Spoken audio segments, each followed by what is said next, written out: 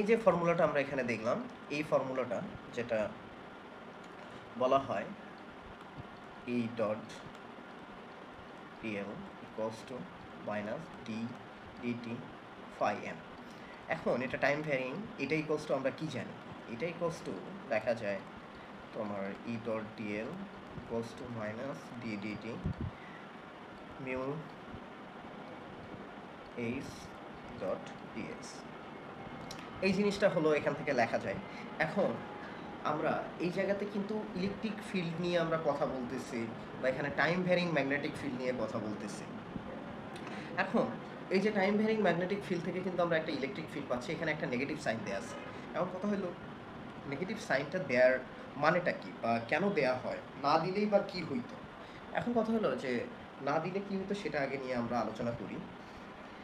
তার আগে আমাদের দেখো এখানে একটা আমরা সার্কিট চিন্তা করলাম, এখানে আমাদের একটা নর্থ পোল আর একটা সাউথ পোলের বার ম্যাগনেট আছে, যেটা স্বাভাবিকভাবে এখানে যদি একটা সার্কিট থাকে, সেই সার্কিটটাকে এই দিক বরাবর ম্যাগনেটিক ফিল্ডটা এখানে থাকবে, যেটা আসলে কাট করবে।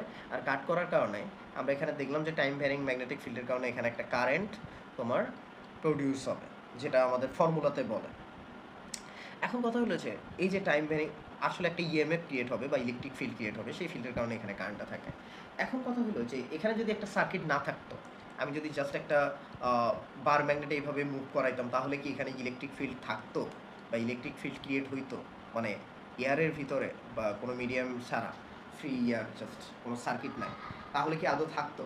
অ্যান্সার হইল যে আসলে এখানে ইলেকট্রিক ফিল্ডের যে আমরা কারেন্টটা পাওয়া, এটা আসলে পাইতাম না।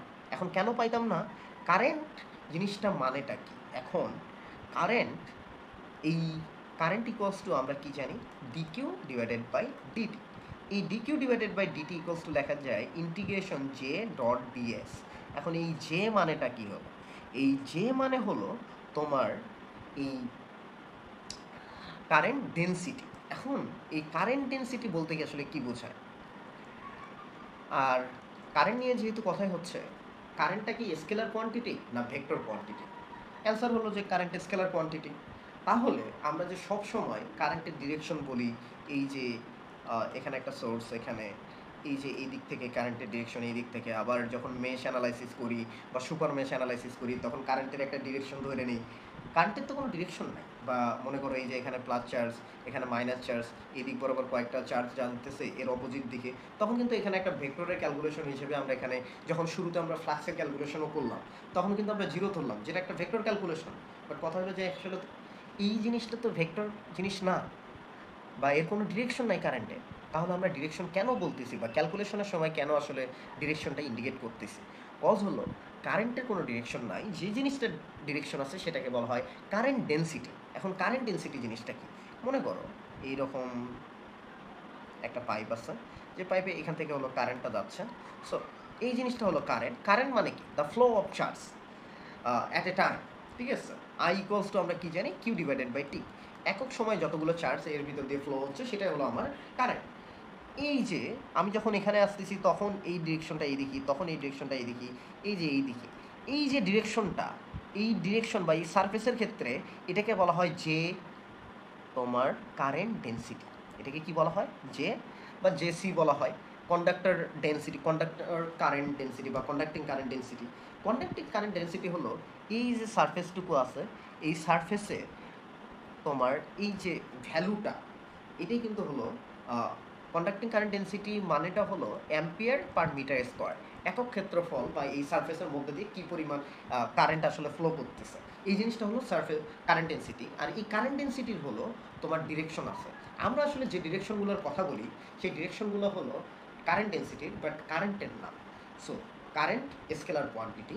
এখন আমরা যে এখানে একটা কারেন্ট পাইলাম, আমরা ধরে নিলাম কারেন্টটা এই দিক থেকে ফ্লো করে, যেটা আসলে কারেন্ট ডেনসিটির ডিরেকশন। এখন কারেন্ট ডেনসিটি যদি এদিক থেকে ফ্লো করে, তাহলে কি হবে? কারেন্ট ডেনসিটি যখন এই দিক থেকে ফ্লো করবে, আমার ম্যাগনেটিক ফিল্ডটা মনে করো এই দিকে, কারেন্টটা যখন এই দিকে ফ্লো করবে, আমরা কি জানি যে টাইম ভ্যারিং কারেন্টের জন্য কি তৈরি হবে? আবার ম্যাগনেটিক ফিল্ড ক্রিয়েট হবে। এখন এই যে কারেন্টের থেকে আসলে ম্যাগনেটিক ফিল্ড পাই, এটা আমাদের কয় নম্বর ইকুয়েশনে ছিল? 4 নম্বরে। H dot DL equals to হলো আই, যেটা অ্যাম্পিয়ার্স ফর্মুলা বলে, যে কারেন্টের কারণে তোমার এখান থেকে টাইম ভ্যারিং কারেন্টের কারণে আসলে এখান থেকে আমি টাইম ভ্যারিং ম্যাগনেটিক ফিল্ড পাবো, যেটা নিয়ে আমরা পরে আলোচনা করবো। বাট জিনিসটা হলো এই যে কারেন্টের কারণে আমি যখন এখানে একটা ম্যাগনেটিক ফিল্ড পাচ্ছি, এখানে আগে একটা ম্যাগনেটিক ফিল্ড ছিল, ধরো T1 টাইমে ম্যাগনেটিক ফিল্ড ছিল বি, বাট যখন এখানে কারেন্টটা তৈরি হচ্ছে তারপরে আমার ম্যাগনেটিক ফিল্ড কী হচ্ছে, মনে করো B2 হইলো আর এখানে B1, B2 প্লাস B1। যখন আমার ম্যাগনেটিক ফিল্ডটা আবার বেড়ে গেল তখন এই কারেন্টটা আমার আবার বেড়ে যাবে, তখন এই কারেন্টটা হয়ে যাবে I1 প্লাস I2। যখন কারেন্টটা আবার বেড়ে যাবে তখন ম্যাগনেটিক ফিল্ডটা এগেইন বেড়ে যাবে, ম্যাগনেটিক ফিল্ড এগেইন বেড়ে যাওয়ার কারণে কারেন্টটা আমার বাড়তে থাকবে। এইভাবে যে সিম্পল একটা জাস্ট সিঙ্গেল একটা মুভমেন্টের জন্য একটা বার ম্যাগনেটিকতে আমি এই জায়গাতে ইনফিনিটি টাইম ধরে আমি কারেন্ট পাচ্ছি বা এনার্জি পাচ্ছি, ইলেকট্রিসিটি। এই জিনিসটা কি আসলে পৃথিবীতে এনার্জি, তোমার যে তোমার যে শক্তির নিত্যতা যে সূত্রটা আছে তোমার এনার্জি কনজারভেশন ল, সেটা কি আসলে এখানে মেনে চলে? না, মেনে চলতেছে না। কেন? কারণ আমার যে সাপ্লাই এনার্জি যেটুকু হবে সেইটুকু থেকে আমার আউটপুট পাইতে হবে। বাস্তবে তো আমরা এমনটাই দেখি, আমরা যে জেনারেটরটা চালাই বা বাস্তবে আমাদের যে মেশিনগুলো চলে, এগুলো কি, আমরা ধরো ফুয়েল দিতেছি, সেই ফুয়েলের কারণে সেই এনার্জিটা কনভার্ট করে ইলেকট্রিসিটি তৈরি হচ্ছে, আর ইলেকট্রিসিটি দিতেছি, সেই ইলেকট্রিসিটি থেকে মোটরের মাধ্যমে আমি একটা মেকানিক্যাল এনার্জি পাইতেছি। সো জাস্ট এনার্জিটা কনভার্ট হচ্ছে, এমন না যে আমি হালকা একটা এনার্জি দিতেছি সেখান থেকে হিউজ পরিমাণ ইনফিনিটি পরিমাণ এনার্জি পাইতেছি। বাস্তবে পৃথিবীতে বা ইউনিভার্সে একটা পার্টিকেল বলা হয় ডার্ক ম্যাটার, যে ডার্ক ম্যাটার থেকে হিউজ পরিমাণ এনার্জি আসলে পাওয়া সম্ভব। কিন্তু কথা হলো যে সেই এত পরিমাণ এনার্জি যেটা, এটা হলো খুব আনস্টেবল একটা সিচুয়েশন, এটার স্টেবিলিটি নাই, বাট তবুও কাজ করা হচ্ছে এটা নিয়ে। এখন দেখা গেছে যদি আমি অনেক পরিমাণ এনার্জি জেনারেট করতে পারি বা ক্রিয়েট করতে পারি, তখন আসলে টাইম ট্রাভেল বা সময়টা আসলে ছোট হয়ে যায়, যেটা আসলে তোমরা অনেকগুলো মুভিতে দেখতে পারো। এই যে মার্ভেলের বা ডিসিতে যে ফ্ল্যাশ ক্যারেক্টারটা থাকে, এই ফ্ল্যাশ ক্যারেক্টার কী করে, হিউজ পরিমাণ একটা এনার্জি বা ক্রিয়েট করে, যে ক্রিয়েট করার কারণে যেটার ভ্যালোসিটি অলমোস্ট লাইটের স্পিডের সমান হয়, তখন তার কাছে আসলে টাইমটা কম হয়ে যায়। সে আগের টাইমে যে কোনো একটা জিনিস বা প্রিভিয়াস জিনিসটাকে ফিক্স করে, যেটা তোমরা থ্যানোস বা যে কোনো ক্ষেত্রে দেখবা যে যখন টাইম স্টোনটা দিয়ে আসলে প্রিভিয়াস টাইমে যে কাজটা করা হয়, সেটাতে কিন্তু হিউজ পরিমাণ এনার্জি, যেটা আসলে দেখা হয় রিফ্লেকশন বা এই টাইপের একটা শো করে মুভিতে, ঠিক তেমন জিনিসটা কিন্তু হয়। বাট বাস্তবে কি আসলে এমন হয়? বাস্তবে না, এমন হয় না। বাস্তবে তাহলে কি হয়? বাস্তবে যেটা হয় সেটা তো আমরা অলরেডি বললাম। এখন সেটা হওয়ার জন্য আমার এখানে মাইনাস সাইন দিতে হবে। মাইনাস সাইন দিলে কি হচ্ছে? মাইনাস সাইন দিলে আমার এই যে ডিরেকশনটা আছে, এই ডিরেকশনটা জাস্ট অপোজিট হয়ে যাবে। এই ডিরেকশনটা অপোজিট হয়ে গেলে কিন্তু আমার অনেক লাভ। কিভাবে লাভ? আমি যখন এই জায়গাতে ডিরেকশনটা মাইনাস দিতেছি, দ্যাট মিনস আমার কারেন্টটা যাবে এই দিক। কারেন্টটা এই দিক গেলে আমার উল্টা দিক বরাবর ঘুরবে। আমার এই যে এইটার যে ম্যাগনেটিক ফিল্ড, সেই ম্যাগনেটিক ফিল্ডের অপোজিট ম্যাগনেটিক ফিল্ড আমি ওখানে পাবো। এটা যদি ক্লকওয়াইজ হয়, ওইটা হবে অ্যান্টি ক্লকওয়াইজ। তখন একটা আরেকটাকে অপোজ করবে, যখন অপোজ করে দেবে তখন আমি কি হবে, জিরো। তখন আমি আর কোনো এনার্জি পাইতেছি না বা কারেন্ট পাইতেছি না, এই জিনিসটাই হয়। আর এখন যখন আমাকে এইটা যদি আমি কারেন্ট বারবার পাইতেছি, আমাকে কি করতে হবে, বারবার আমার মুভমেন্ট চালু রাখতে হবে। যে জিনিসটা আমরা জেনারেটরের ভিতরে দেখি, মুভমেন্ট যত বেশি চালু থাকবে তত আমি বেশি কারেন্টটা পাবো। এখন আসা যাক তোমার অ্যাম্পিয়ার্স ল নিয়ে। অ্যাম্পিয়ার্স লতে কি বলা হয় যে H dot DL equals to হলো আইসি। এখন কথা হলো যে H dot DL equals to I C কীভাবে? এখন আমরা এই জিনিসটা সর্বপ্রথম ওয়ারস্টেটের পরীক্ষা থেকে আসা যায়। ওয়ারস্টেট করছে কি, এই জায়গাতে একটা সোর্স আছে, এখানে মনে করো একটা লাইট আছে, এই লাইটের সাথে যেটা বইয়ে বা ইন্টারমিডিয়েটের বইয়ে শলাকার পরীক্ষা দিয়ে লেখা থাকে, এখানে একটা চুম্বক শলাকা আছে। যখন এই দিক থেকে কারেন্টটা যাচ্ছে বা এখানে একটা ম্যাগনেট আছে, যখন কারেন্টটা এই দিক থেকে ফ্লো করতেছে, তখন এই ম্যাগনেটটা এই যে মুভমেন্টটা হচ্ছে, যখন কারেন্ট আমি বেশি দিচ্ছি তখন মুভমেন্ট আরও বেশি হয়ে যাচ্ছে, যখন কারেন্টটাকে আমি অপোজিট ডিরেকশনে দিচ্ছি তখন মুভমেন্টটা আমার এই দিক বরাবর হইতেছে। সো এই যে একটা ম্যাগনেটের যে মুভমেন্ট, এইটা হওয়া পসিবল কিসের কারণে? একটা ম্যাগনেটিক ফিল্ডের কারণে। বাট আমি এখানে দিছি কি, একটা ইলেকট্রিক ফিল্ড। সো একটা ইলেকট্রিক ফিল্ডের কারণে বা একটা টাইম ভ্যারিং চার্জের কারণে বা ইলেকট্রিসিটির জন্য আমি এখানে একটা ম্যাগনেটিক ফিল্ড পাচ্ছি।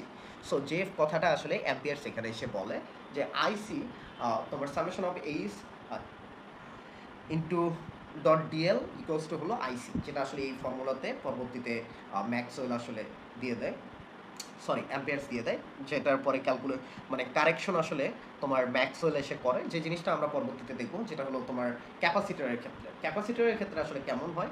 ক্যাপাসিটরের ক্ষেত্রে মনে করো এই যে দুইটা জিনিস, বা একটা ব্যাটারির ক্ষেত্রে যে চিন্তা করো, ব্যাটারির ক্ষেত্রে এই দিক থেকে আসলে কারেন্টটা যাচ্ছে, বা একটা ক্যাপাসিটরের ক্ষেত্রে এই ক্যাপাসিটরের ক্ষেত্রে কিন্তু মাঝে কি আছে, ইয়ার আছে, কোনো মিডিয়াম নাই। এখন কোনো মিডিয়াম না থাকলে এই জায়গা থেকে এই জায়গাতে চার্জ কীভাবে যায় বা এখানে চার্জ কীভাবে স্টোর হয়ে থাকে যদি কোনো মিডিয়ামই না থাকে? এখানে না হয় কোনো পাত আছে দেখে যাচ্ছে, সোর্সটা এখান থেকে যাইতেছে, বা আইসি আছে, বাট কথা হলো যে এখানে তো কোনো মিডিয়াম নাই, আইসির ভ্যালু জিরো, তাহলে এখানে H.dl এর ভ্যালু আমার জিরো হয়ে যাবে, এখানে কোনো ম্যাগনেটিক ফিল্ড থাকবে না।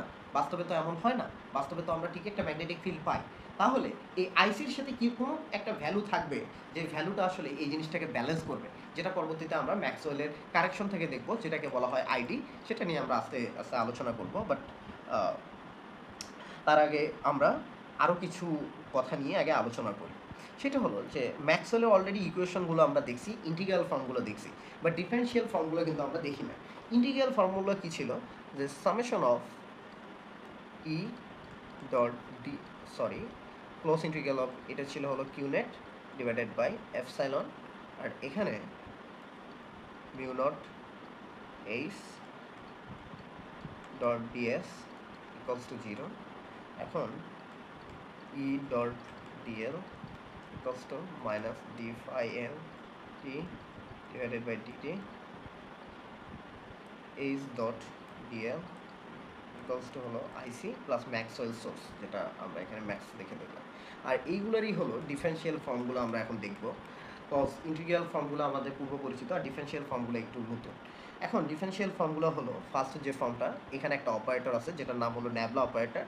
এখানে nabla dot E equals to হলো rho V divided by epsilon.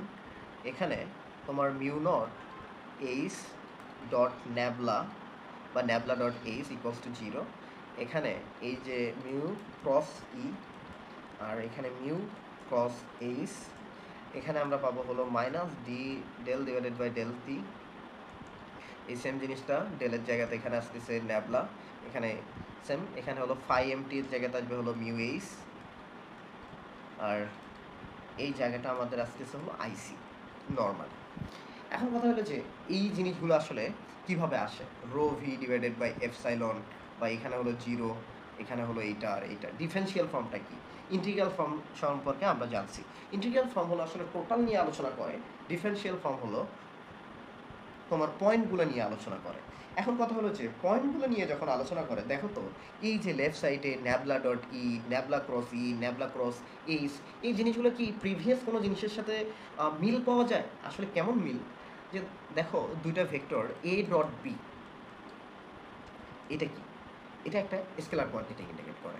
R A cross B, এটা কি ইন্ডিকেট করে? ক্রস মাল্টিপ্লিকেশন একটা সি ইন্ডিকেট করে। এই যে ক্রস প্রোডাক্ট আর ডট প্রোডাক্ট ইন্টারমিডিয়েটে বা এইচএসসি লেভেলে কোন জিনিসটা ইন্ডিকেট করতো? একটা ছিল ডাইভারজেন্স, আর একটা হলো তোমার কার্ল। এখন কথা হলো যে কার্ল আর ডাইভারজেন্স, এই এর জায়গাতে একটা অপারেটর ছিল ন্যাবলা, আর এখানেও ন্যাবলা। এখানে কিন্তু একটা আগে নর্মালি দুটো ভেক্টর ডট প্রোডাক্ট করলে স্কেলার পাওয়া যায়, বাট এখানে কিন্তু ন্যাবলা ভেক্টর কোয়ান্টিটি হলেও এটা একটা অপারেটর, যেটা আসলে অপারেট করতেছে, কারে অপারেট করতেছে? যে ভেক্টরটা থাকবে তাকে অপারেট করতেছে। এই ভেক্টরের তোমার যে ডাইভারজেন্স বা কার্ল, সেই জিনিসটাকে অপারেট করে আসলে একটা ভ্যালু দেবে। এখন কথা হলো যে এই ভেক্টরটাকে যে অপারেট করতেছে, এই অপারেট জিনিসটা বলতে কি বুঝাইতেছে? যে আসলে এই পয়েন্টটা থেকে যে কোনো কিছু, একটা যদি ফিল্ড হয়, ইলেকট্রিক ফিল্ড হয়, এই ইলেকট্রিক ফিল্ডটা থেকে এটা কি বাইরের দিকে যাচ্ছে না ভিতরের দিকে আসতেছে? এটা কি সোর্স হিসেবে কাজ করতেছে না সিঙ্ক হিসেবে কাজ করতেছে? At a particular point, or একটা যদি পয়েন্ট বলি, সেই পয়েন্টটা যেমন ন্যাবলা ক্রস বি, এই বি পয়েন্টে বা এই ফিল্ডের কোনো পার্টিকুলার একটা পয়েন্ট আসলে কি পরিমাণ কার্ল বা তোমার আসলে সার্কুলেশনটা হইতেছে, এইটা আসলে ইন্ডিকেট করে এই দুইটা জিনিস।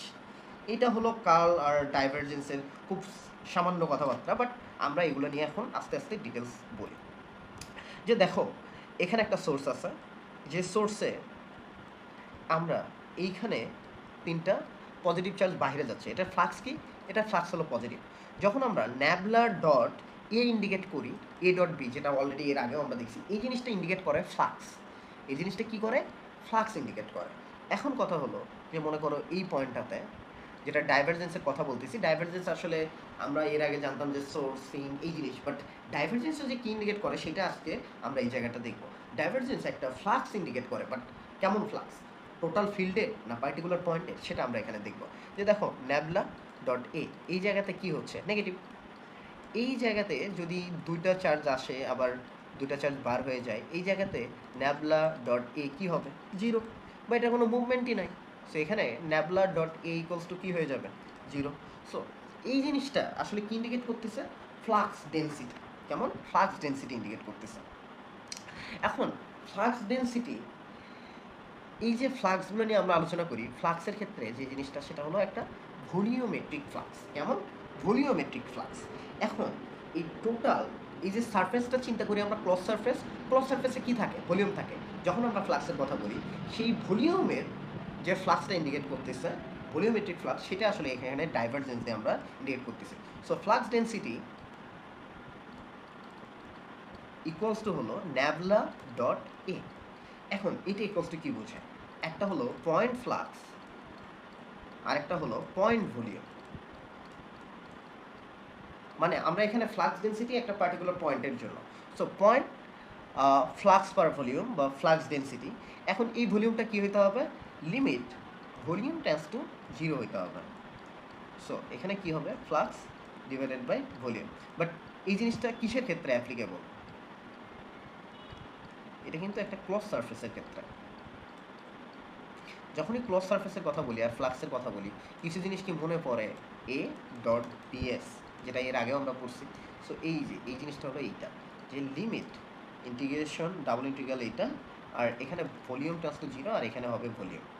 সো এই যে জিনিসটা, এটাকে আসলে বলা হয় তোমার ডাইভারজেন্স, ডাইভারজেন্স অফ এ। এই এ ভেক্টরটার ডাইভারজেন্স বলতে বোঝায় এইটা। এ ভেক্টর মানে হলো খুব পার্টিকুলার, ধরো একটা পয়েন্ট, কোনো একটা পয়েন্ট বা একটা ইলেকট্রিক ফিল্ড বা একটা ফিল্ডের চারপাশে যদি আমি একটা সারফেস কল্পনা করি, সেই সারফেসের ভলিউম টেন্ডস টু যদি জিরো হয়, সেই ভলিউম টেন্ডস টু জিরো হওয়ার অবস্থায় এই ফিল্ডটা কি বাইরে যাচ্ছে না ভিতরে আসতেছে, নাকি কোনো মুভমেন্ট নাই, এই যে তোমার ফ্লাক্সটা ইন্ডিকেট করতেছে, সেই ফ্লাক্সের পরিমাণটাকে আসলে বলা হচ্ছে ডাইভারজেন্স। সো ডাইভারজেন্সের প্রিভিয়াস যে ডেফিনেশনগুলো, সেটার থেকে এইটা হলো ডাইভারজেন্সের মেইন। আর এইটা থেকে তাহলে আমরা কি করি, আমরা অলরেডি জানি যে ডাইভারজেন্স হলো ন্যাবলা ডট এ, যেটা হলো del divided by del x. এটা এখানে মনে করো হলো এ ইকুয়ালস টু মনে করো x i cap plus y j cap plus z k cap. এখানে আমরা কি লিখতাম, x plus del y divided y, এখানে ডেল জেড জেড। আমরা জাস্ট ডট প্রোডাক্ট বুঝি ডাইভারজেন্স, বাট ডাইভারজেন্স যে ফিজিক্যাল মিনিং এইটা বোঝায়, এটা আসলে এর আগে হয়তো বা তোমাদের জানা ছিল না।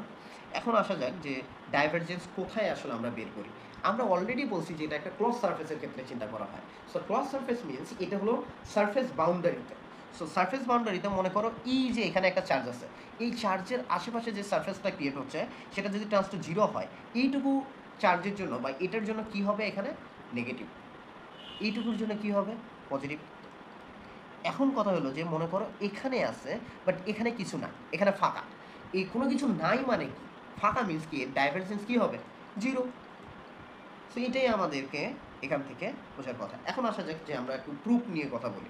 আমাদের প্রুফে কি বলা হচ্ছে যে ডট ই ইকুয়ালস টু আমরা rho V divided by epsilon.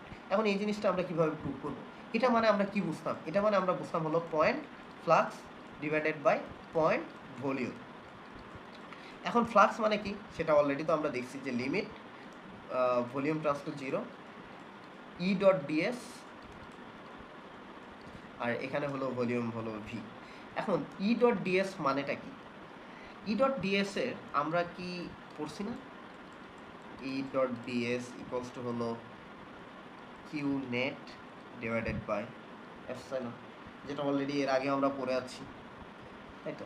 So এই জায়গাতে যদি আমরা এটা বসাই দিই, one divided by epsilon naught এখানে আসবে, limit del v tends to zero এখানে থাকবে, আর এখানে হলো Q net divided by v. So এই যে এটা কি বোঝাচ্ছে যে তোমার একক ভলিউমে কি পরিমাণ চার্জ আছে, সেই জিনিসটাকে আমরা বুঝাই হলো পয়েন্ট চার্জ ডেন্সিটি দিয়ে। কি দিয়ে, point charge density, charge density দিয়ে। চার্জ ডেন্সিটি মানে হলো রো ভি। এর আগে আমরা কি দেখছিলাম, কারেন্ট ডেন্সিটি, কারেন্ট মানে হলো যে, যেটা মানে হলো তোমার অ্যাম্পিয়ার পার মিটার স্কোয়ার, আর এখানে কি, এখানে হলো কুলম পার মিটার কিউব, যেটা হলো চার্জ ডেন্সিটি, যেটাকে আমরা হলো রো ভি দ্বারা লিখি, rho V divided by epsilon. এটা হলো আমাদের রাইট হ্যান্ড সাইড। সো এইটুকু জিনিস আমাদের প্রুফ। এখন আমাদের সেকেন্ড যে প্রুফটা ছিল সেটা কি, আমাদের সেকেন্ড প্রুফ ছিল mu naught del dot H equals to হলো 0। এখন এই জিনিসটা আমরা কিভাবে প্রুভ করব? দেখো, এই যে ডেল ডট এইচ যখন আমাদেরকে বলা হচ্ছে, মিউ নটকে বাইরে রাখি, এখানে এই জিনিসটা কি নিচে কি হবে, ভলিউম হবে, ভলিউম ট্রান্স টু 0। আমি ভলিউম দিলাম, যেটা এর আগেও আমরা বলা হচ্ছে, এখানে ই জায়গাতে এখানে জাস্ট এইচ থাকতেছে। সো এখানে ই ডট ডিএস ছিল এর আগের বার, এখানে এইচ ডট ডিএসটা থাকতেছে। এখন H dot dx equals to আমরা কি জানি, H dot dx equals to আমরা কি জানতাম এর আগে, 0 জানতাম না? সো হ্যাঁ, সো এই যে 0, তার মানে আমাদের এই জায়গাতে রাইট হ্যান্ড সাইডের হলো 0, যেটা অলরেডি আমরা এবার প্রুভ করে ফেললাম। এখন আসা যাক যে আমাদের এই যে দুইটা formula, but third and fourth যে ফর্মুলাটা আছে, এই থার্ড অ্যান্ড ফোর্থ ফর্মুলা বোঝার আগে আমাদের দুইটা থিওরিয়াম বুঝতে হবে। একটা হলো গাউস ডাইভারজেন্স থিওরিয়াম, আর একটা হলো স্টোকস কার্ল থিওরিয়াম।